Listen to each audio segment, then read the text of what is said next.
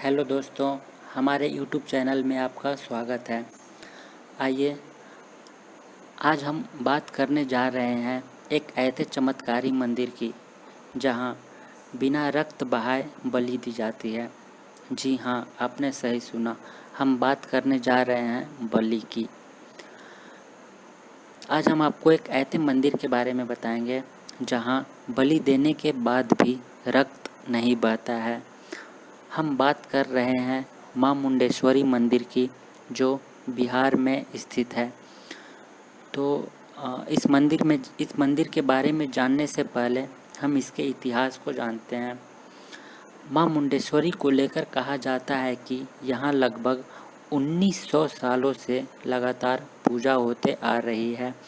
यह बिहार के सर्वाधिक प्राचीन मंदिरों में से एक है। यह मंदिर बिहार के कैमूर जिले के भगवानपुर अंचल के 608 फीट ऊंची एक पहाड़ी, जिसका नाम है पवरा पहाड़ी, ऊटी पर स्थित है। इस मंदिर के प्रांगण में आपको अनेकों शिलालेख मिलेंगे जो इस मंदिर के इतिहास की गाथा गाते हैं। यूं ही इस मंदिर के प्रांगण में राजा दुत्तगामनी की मुद्रा भी प्राप्त हो चुकी है, जिसके बारे में कहा जाता है कि वह 101 से 77 ईसा पूर्व श्रीलंका में शासन किया करते थे। इसके साथ ही बौद्ध साहित्य में कहा गया है कि वह अनुराधापुर वंश के शासक थे। इस मंदिर को लेकर अनेकों कहानियां प्रचलित हैं। उन्हीं में से एक कहानी यह है कि जब चंड और मुंड नाम के दो राक्षस लोगों के बीच बेहद उत्पात मचा रहे थे, तब मां मुंडेश्वरी को प्रकट होना पड़ा था। उनके वध के लिए माता प्रकट भी हुई। कहा जाता है कि माता ने चंड नाम के राक्षस का वध कर दिया, लेकिन मुंड नाम का राक्षस पहाड़ी पर आकर छुप गया। उसी को ढूंढते ढूंढते माता इस पहाड़ी पर आई और यहीं आकर उन्होंने मुंड नाम के राक्षस का भी वध किया। इसीलिए इस मंदिर को मुंडेश्वरी माता मंदिर भी कहा जाता है। तो जैसा हमने पहले बोला था कि हम इस मंदिर में होने वाली बलि के बारे में बात करेंगे, तो आइए जानते हैं कैसे होती है बलि। इस मंदिर में बकरे की बलि देने की परंपरा शुरू से ही रही है, लेकिन यहाँ पर बड़ी अनोखे तरीके से बलि चढ़ाई जाती है, जिसमें एक बूंद भी रक्त नहीं बहता है। कहा जाता है कि जब किसी की मन्नत पूरी होती है तो वह प्रसाद के रूप में बकरे को माता की मूर्ति के सामने लाता है। तब मंदिर के पुजारी माता के चरणों से चावल उठाकर बकरे के ऊपर डालते हैं, जिसके बाद बकरा बेहोश हो जाता है। वहीं कुछ देर के बाद एक बार फिर बकरे के ऊपर चावल डाला जाता है, जिसके बाद बकरा बेहोश